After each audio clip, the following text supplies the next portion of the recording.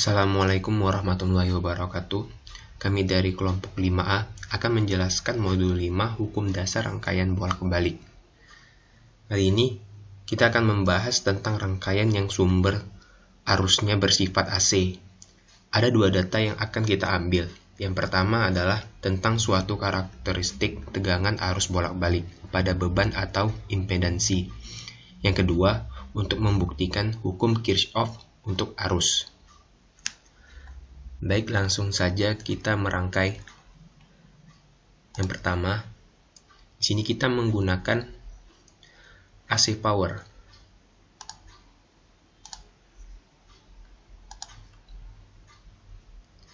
Selanjutnya, kita ambil resistor.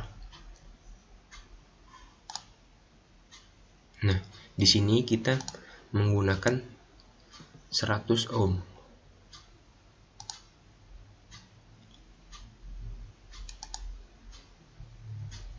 Selanjutnya, kita ambil induktor. Di sini kita menggunakan 2,5 mH.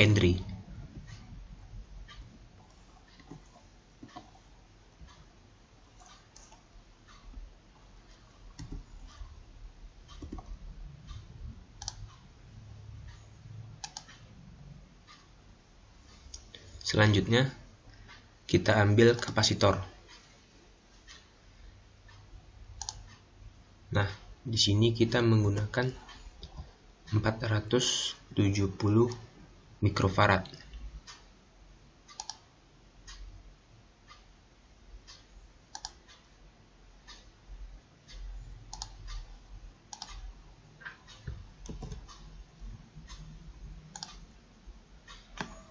Setelah seperti ini, langsung saja kita sambung.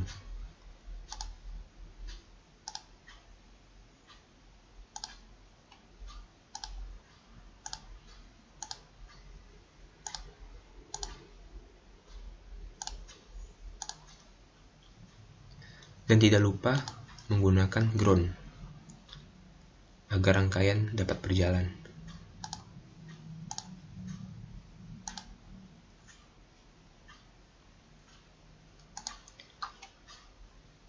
Setelah ini, kita pasangkan multimeter untuk mengukur arus dan tegangan.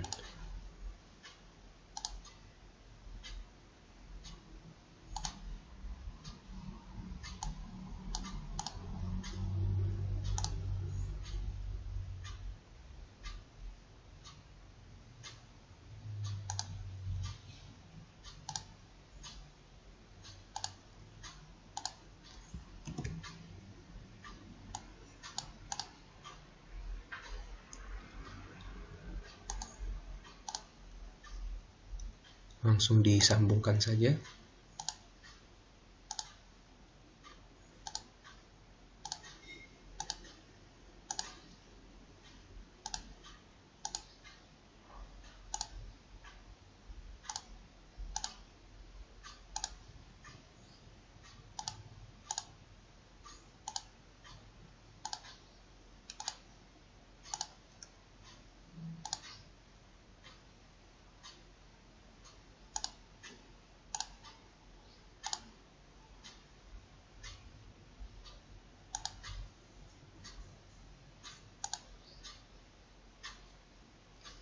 Nah, setelah seperti ini, kita ubah untuk AC powernya menjadi 2 volt.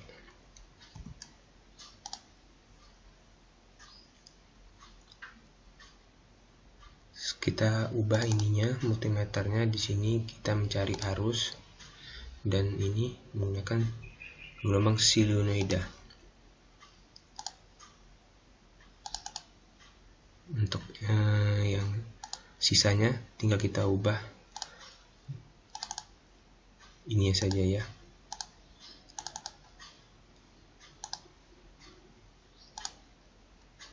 Setelah seperti ini, kita run dan kita lihat hasil dari multimeter.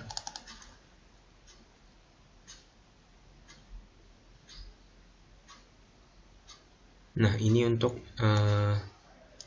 menghitung arus. Nah, ini untuk multimeter resistor.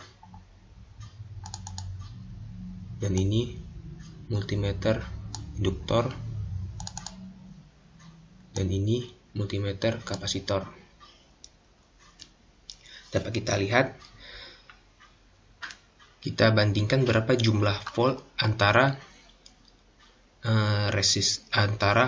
resistor, induktor, dan kapasitor dengan jumlah tegangan yang kita berikan pada suatu rangkaian tegangan yang dimasukkan, yaitu sebesar 2 volt. Kemudian kita bandingkan tegangan yang ada di resistor, yaitu sebesar 1,998 volt, ditambah pada induktor yaitu 19,075 milivolt. Jika kita ubah ke volt, maka ini dibagi 1000, maka hasilnya menjadi 0,019. Dan ditambah hasil dari kapasitor yaitu 111,301 milivolt. Jika kita ubah menjadi volt, yaitu dibagi 1000, maka hasilnya jadi 0,111. Dapat kita lihat hasilnya seperti ini. Dan kita lanjut ke percobaan kedua untuk hukum Kirchhoff untuk arus komponen yang digunakan, yaitu diparalelkan, kemudian diserikan dengan multimeter yang menunjukkan nilai arusnya.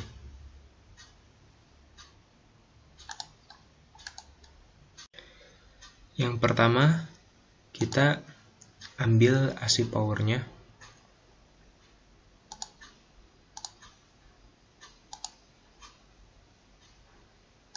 Setelah itu kita ambil resistor.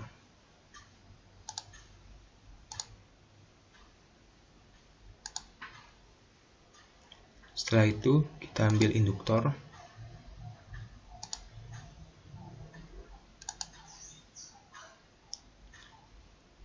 Dan kita ambil kapasitor.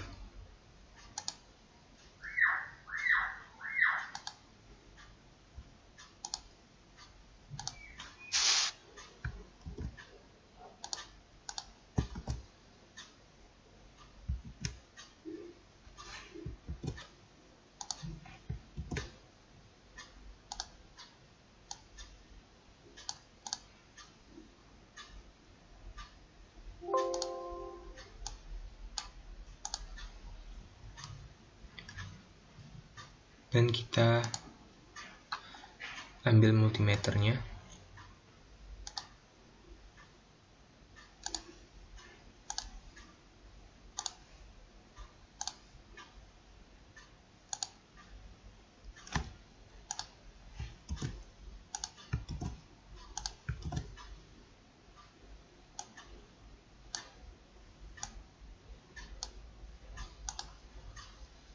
Setelah seperti ini, langsung saja kita sambungkan.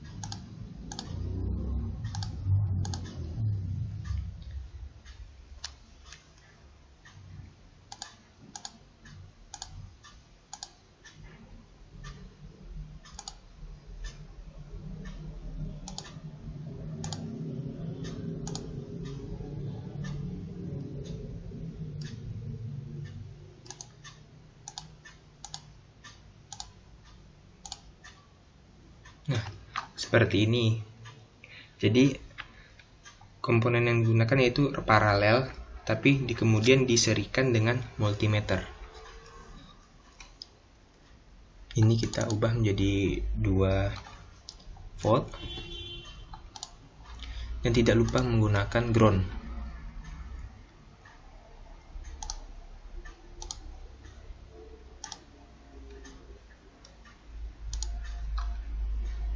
Lalu kita klik multimeternya. Sini kita akan mencari ampere dan menggunakan AC.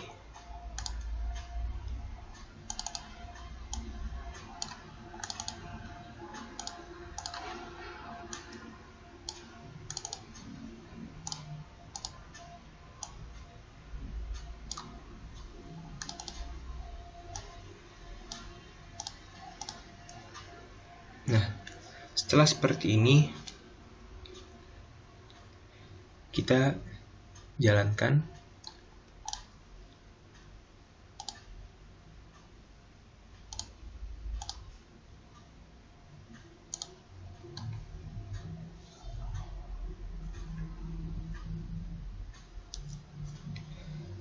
Dapat kita lihat, multimeter pertama ini untuk mengukur arus yang masuk kepada suatu titik percabangan. Arus yang didapatkan yaitu 1,736 ampere. Dan multimeter selanjutnya itu sebesar 20 miliampere. Dan multimeter pada induktor sebesar 2,095 ampere. Dan multimeter pada kapasitor itu 358,992 miliampere. Setelah kita lihat parameter ini, kita bandingkan apakah arus yang masuk ke titik percabangan akan sama apabila arus dari ketiga komponen itu dijumlahkan. Yang ini, 3 komponen ini dijumlahkan. Dan dapat dilihat ada arus yang melebihi arus pertama, ya. Dan jika dijumlahkan ketiganya akan melebihi dari arus yang masuk. Yang ini kita lihat 2,095 ampere melebihi dari 1,736. Dan jika ketiga ini kita jumlahkan, maka akan melebihi dari arus yang masuk ini. Hal ini terjadi karena adanya perbedaan sudut fasa pada suatu alat ukur, sehingga hasil yang dilakukan hasilnya tidak sama. Jadi dapat kita simpulkan pada percobaan yang pertama, yaitu karakteristik terhadap tegangan atau arus pada sumber AC, di mana tegangan yang masuk sama dengan tegangan yang keluar. Namun adanya perbedaan sudut fasa yang mempengaruhi nilai dari suatu komponen tegangan tersebut. Untuk percobaan yang kedua, yaitu bahwa arus yang masuk ke suatu titik percabangan sama dengan jumlah arus yang keluar dari titik percabangan tersebut. Namun dikarenakan adanya perbedaan sudut fasa, sehingga nilai yang dihasilkan tidak sama atau sebanding. Terima kasih.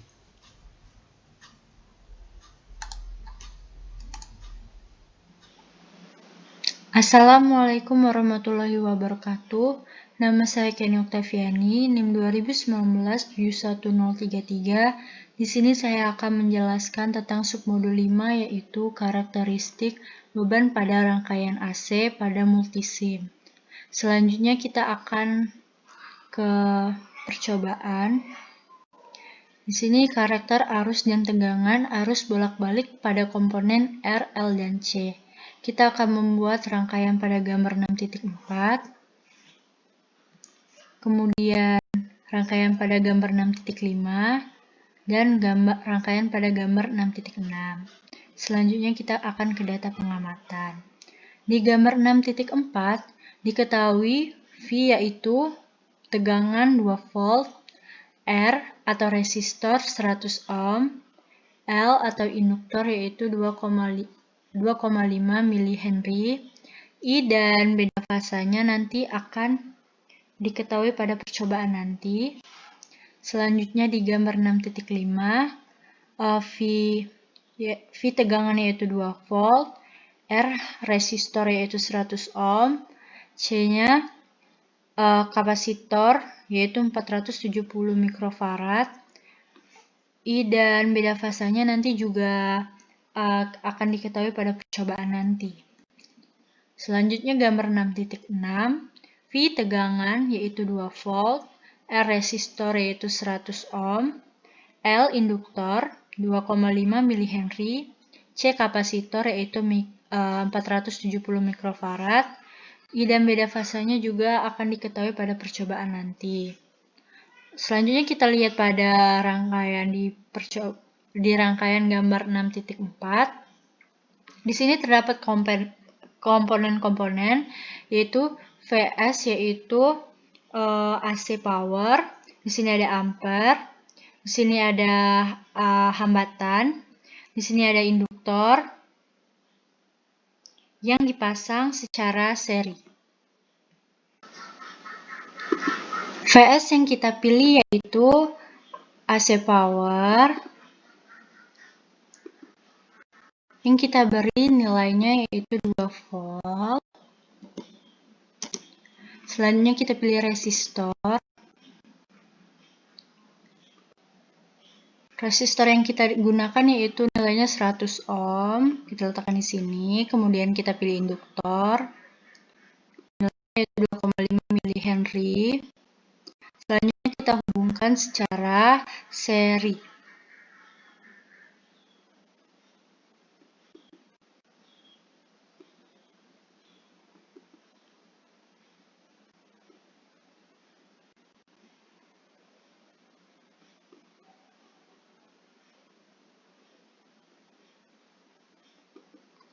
Tidak lupa kita berikan ground di sini. Kemudian kita pilih multimeter, tapi karena kita bisa menggunakan flash current probe, jadi kita menggunakan flash current probe agar lebih mudah. Selanjutnya, kita menggunakan alat baru yaitu osiloskop yang terdapat di sebelah kanan. Kita letakkan di sini. Osiloskop ini mempunyai dua channel yaitu channel A dan channel B. Di sini ada positif dan negatif. Yang digunakan di sini kita akan melihat gelombang pada resistifnya. Jadi untuk menggunakan osiloskop kita juga harus menggunakan klemeter. Kita ambil klemeter di current clamp, terus kita letakkan di sini. Jadi klemeter ini digunakan untuk menunjukkan gelombang arusnya. Selanjutnya kita akan menghubungkan channel A dan channel B. Kalau channel A, kita hubungkan langsung ke klemeternya.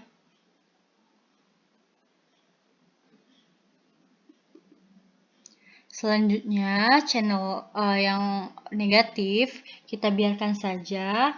Selanjutnya yang channel B, karena digunakan untuk melihat gelombang beban pada resistif, jadi dipasang paralel pada komponen R. Jadi kita letakkan di sini.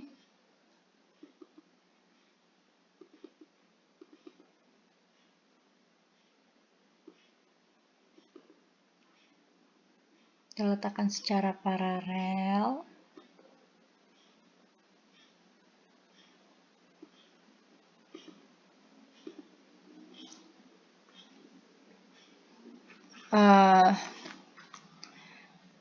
Sebelum di running, kita akan menggunakan, kita akan ubah warna dulu. Warna pada channel B, agar memudahkan kita dapat membedakan gelombang nantinya. Jadi di channel B ini kita ubah warnanya menjadi warna biru. Oke.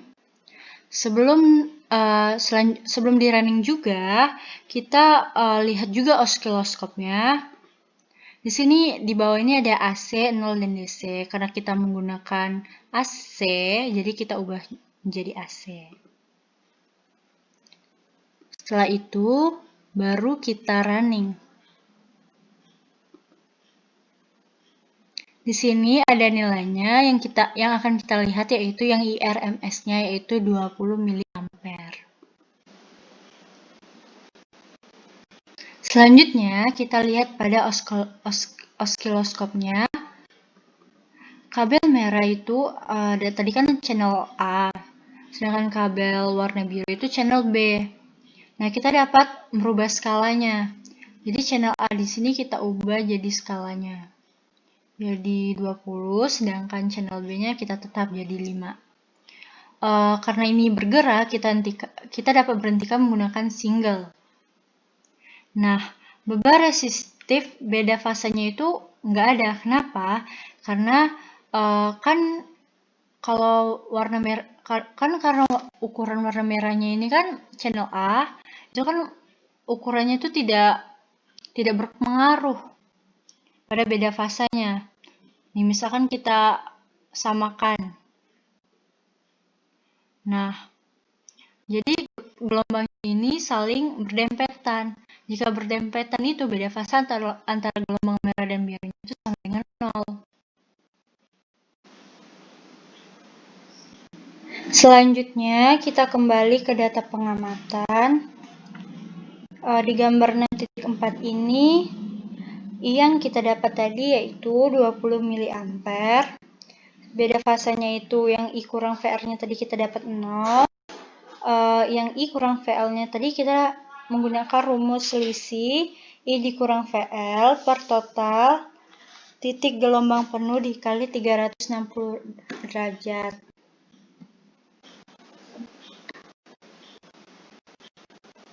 Selanjutnya, kita lihat di multisim, kita keluarkan semua. Kita stop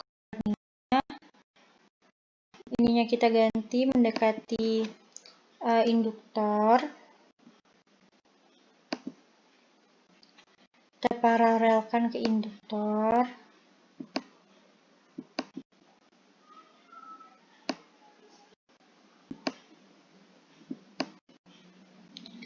Selanjutnya kita ubah warnanya menjadi warna biru kembali untuk membedakan gelombangnya nanti.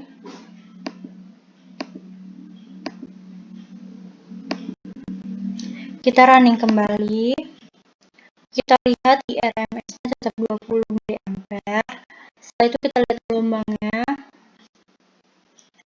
Gelombangnya di sini karena gelombang birunya itu sangat kecil, jadi kita perbesar.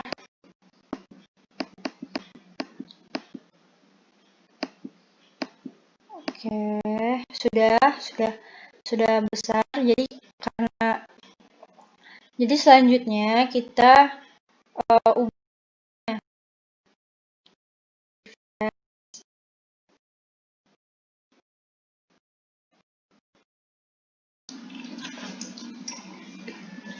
Selanjutnya di rangkaian kedua yaitu gambar 6.5. Di sini kita masih menggunakan PS yaitu AC power. Di sini ada ampere, di sini ada resistor, dan di sini kita menggunakan kapasitor. Karena di rangkaian kedua kita menggunakan kapasitor, jadi kita akan mengambil kapasitor. Kapasitor yang kita gunakan nilainya yaitu 470 mikrofarad.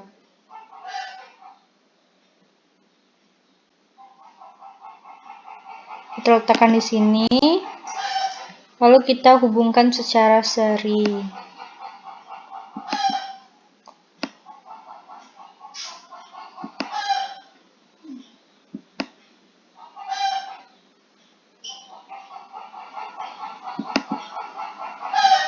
Selanjutnya kita letakkan ground.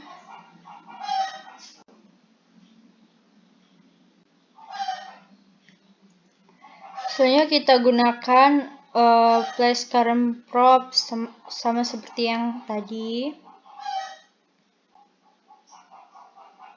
Kita gunakan oscilloscope juga.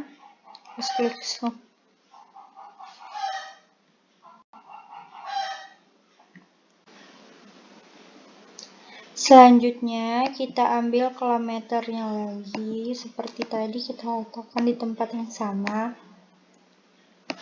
Setelah itu kita hubungkan channel A sama seperti tadi ya, kita hubungkan langsung ke kolometer. Setelah itu channel B kita paralelkan ke kapasitor.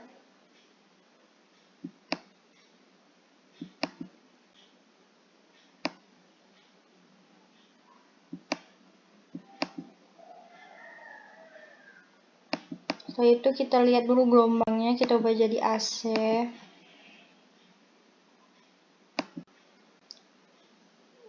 Setelah itu kita run. IRMS yang kita dapat itu sama 20 mA, sama seperti tadi karena dia seri ya. Setelah itu kita lihat gelombangnya. Gelombang yang dapat itu kita atur dulu. Kita autokan biar gelombangnya jadi bagus. Setelah itu baru kita single.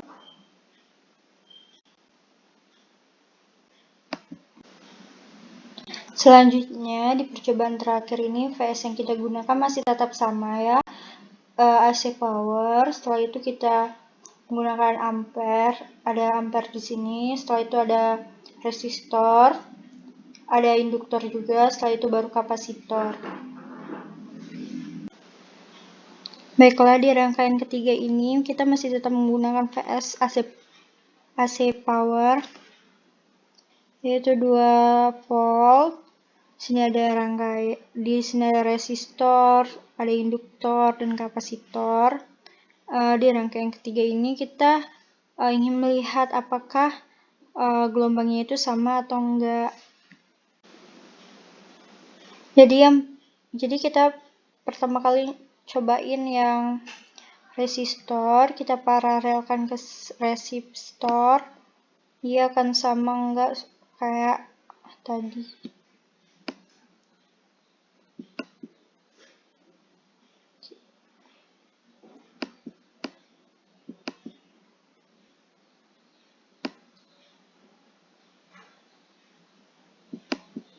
Kita ubah warnanya.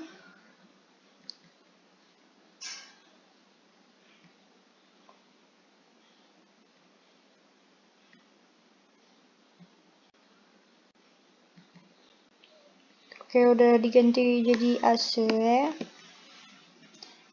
Setelah itu baru kita run. IRMS-nya tetap 20 mA. Kita lihat dulu gelombangnya. Oke, kita ganti.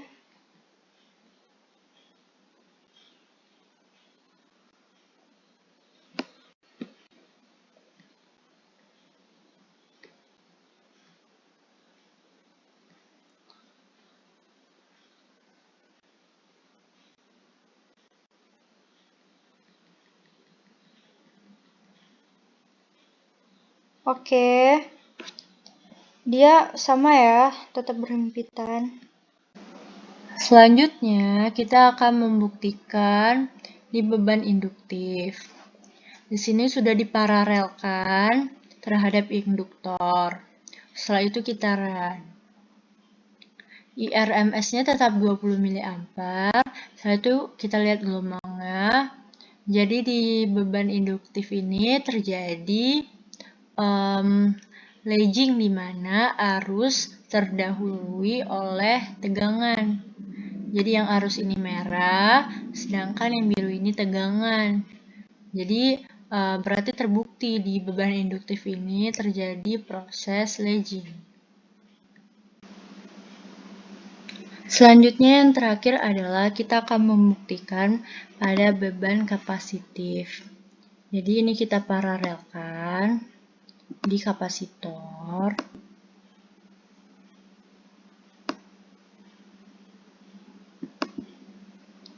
Kita birukan untuk membedakan gelombang.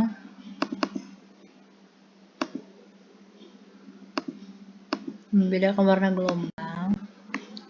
Setelah itu baru kita run. Jadi RMS-nya masih tetap 20 mA karena ini merupakan rangkaian seri.